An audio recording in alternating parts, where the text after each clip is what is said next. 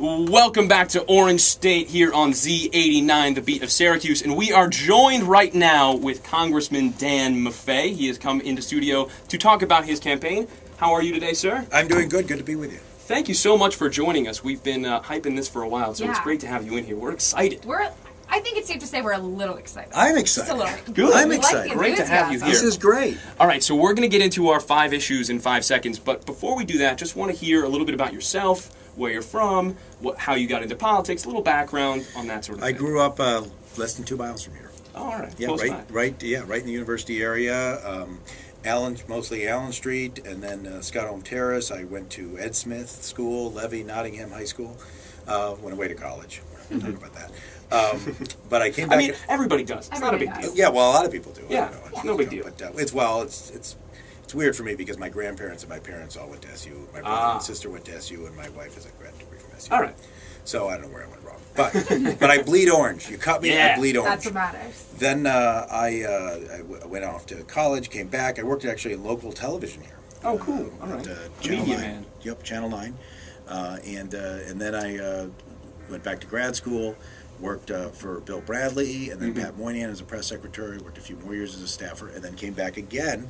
I did financial services stuff at a local financial services company, ran the mayor's campaign for re-election several years ago, the last mayor, and then I ran myself for Congress, lost, ran again. All right. Now running for re-election. Yeah, that's how that works. And how do you enjoy being a congressman? Is it tough? It's sort of the best and worst jobs in the world, but I do love it. It's been a challenging 2 years, of course, with all the kinds of challenges that the country faces, and the partisanship really is, and it's worse even than when I was a staffer. Right. So that's tough, but I love it. I love my hometown, and I know Congress. I've worked there. Now I've been a member for a couple of years. I think I know what's involved in representing a district, but it's a diverse district. Right. Yeah. I mean, you get everything out here. Yeah, you saw the Post Standard said that 45% were of likely voters this year liked the health care bill. 45% didn't. It's like, How do you do? How do you Right. It's a very fine line. It's hard enough to find 2 people in the same household to agree. Right. It's true. Well, again, it's great to have you here, and I think we should get to our issues now. But I'm always very interested in just how if it's actually fun to sort of be in the Congress room debating. Like, do you guys go out for pizza afterwards and stuff? Like, do you Yeah. hang out together? Like, what do you do? They used to a lot more. There's a couple people I hang out with, like, well, not pizza, but like Chris Lee from the Buffalo area. He's a Republican in my class. We'll go out and get sushi sometimes. All right, that's fun. Good, great sushi in D.C. But no, there's some of that. Actually, there's everybody knows Schumer kind of lives in this frat house. But my wife, her job's in D.C. too. She goes back and forth, so we have an apartment down there, and so we'll go out. But mostly, it's not, it's not as much camaraderie as there used to be. Is it more exciting to be in there than it is to watch on C-SPAN? I would imagine it's got to be more. How could it be less? The thing with C-SPAN is I did have this idea for a TV show. You know that on TLC there's a show called What Not to Wear? Yes. I want to combine that with C-SPAN. What not to wear on the House floor. Ooh. Do people really show up like What you should inappropriate? When you watch C-SPAN, turn the sound down and just watch what people are wearing. You can have I a whole like the show hairstyles and everything. The hair? Ooh. Right. Oh my. Right. Oh my. No, so It also could be interesting to do like C-SPAN. I guess it hasn't been around that long, but like if you were able to go back in time to see C-SPAN from like 1970s, or even before No, that, they didn't have it then. Right. No. But I mean, if you were able to see, just like compare congressional wardrobe over time, that could be sort of an interesting thing. Oh yeah. Well, actually, you guys should come down to D.C. because they have all these, these portraits I hope that's on an them. invitation. Is that an invite? It's definitely an invitation. Family dinner? You know, I started in radio when I was in college. I did radio news. Did you? And then I did television later on. So. Well, welcome back. Yeah. So, but I mean, both of you, all of you guys, you got to be careful. You may end up if this broadcasting career doesn't work out for you, you got to be careful. You may end up in Congress someday. Yeah. So All right. I don't wish that fate on you, but whatever. All right, well, let's get to our issues now. The first one we're going to do is about energy and the environment. The way this works, you'll hear a little ticking sound and a bell. It's 5 seconds to give your basic stance on energy, and then from there we'll do a little follow-up question, and that'll be it. Sound good? Yeah. So what's the buzzer sound like, just so I know? It's you're gonna hear like a tick tick tick, and then like a boxing bell, basically. Ding. Yeah, Oh, like a you'll ding. know. And it's you can go over. It's fine. It's just to keep you. It's to rein you in a little I bit. can't- You're a loose cannon, Dan. Yeah. I can't Hold still. All right, let's get right to it. Go Do I ahead. have to? Do I have to rephrase it in the form of a question? No. No. Okay. All right. Not, No. It's not Jeopardy. Okay. Feel free to do it however you like. All right. Whenever you're ready, go ahead and start on energy and the environment. Energy and the environment. Renewable sources of energy will lower rates and help save our planet. Well done. First All right, time. that's very Excellent. good. Let's make sure that bell doesn't kill my eardrum. Yeah, that that was was- nice and loud. All right. That's a little loud. All right, but Wake me again, up, that's you what know? it's. Yeah. That's It's what been it a long sounds like. campaign. I'm kind of sleepy. So it's Yeah. Okay, so now again, I know one of the things you push for is green jobs. Yes. and very big on green jobs. And my question is would you be in favor of something like a tax incentive for home buyers and homemakers who change their home into something green? Oh yeah. To a Not only green am I initiative. for it, we've already voted for it.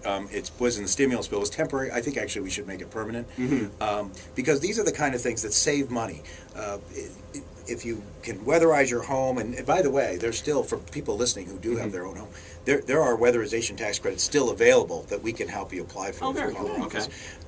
But it saves money for taxpayers. It saves the energy, Right. And of course it'll save you money too. So these are things that people say, oh, we got to get government to stop spending. But if you're investing in something that's going to save money, even in the short run, then that's good. Today I was out over at Henniger High School, Sunnycrest Ice Rink, and we got all the light bulbs changed with right. a federal grant.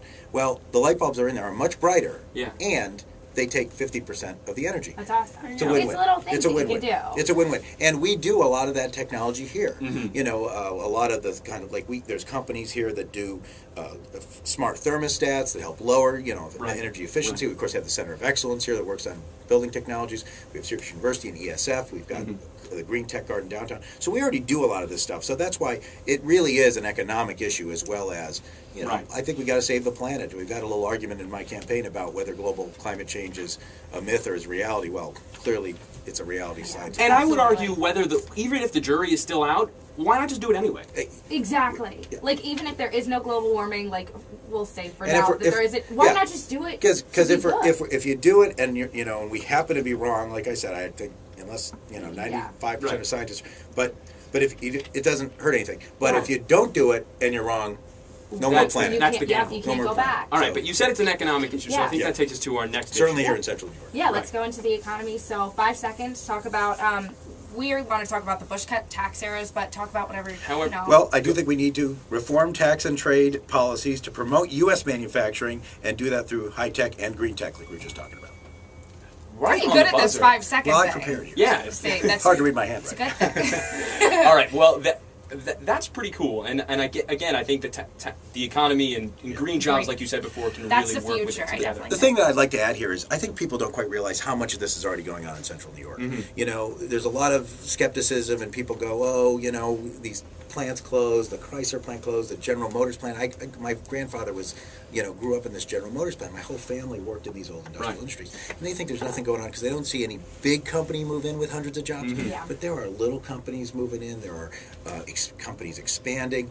A lot of electronic stuff, defense, but also a lot of this green technology we talked about. There's talk of opening an electric car plant and a Yeah. solar plant, and those things are aren't totally off the ground yet because of some of the financing, but it's a lot closer than people think. We've got a lot of this going on right here in Central New York, and we can be a Silicon Valley for this stuff. So That's cool. Now the trade is an issue that I think we have to stand up more, particularly to China, make sure things are a level playing field. It's like Absolutely. right now we're playing a football game, and it's like the refs are only watching one of the teams, and that's got to change. So, Yeah. and taxes, I think we've got to lower corporate taxes, and we can pay for that by getting rid of the tax breaks for these companies that move jobs overseas. Yeah. Something President Obama talked about 2 years ago, but we haven't done it. We got to do it, and then take that money and lower corporate tax rates for everybody else. So I'm sort of between Republicans and Democrats on that. I Yeah. agree with the Democrats. We got to get rid of these tax breaks for overseas, but I agree with the Republicans. The corporate tax rate's too high. And quickly about the Bush tax cuts. Any thoughts on that? Yeah, I mean, I think that right now we have to err on the side of stimulating the economy. And tax cuts, are stimulating.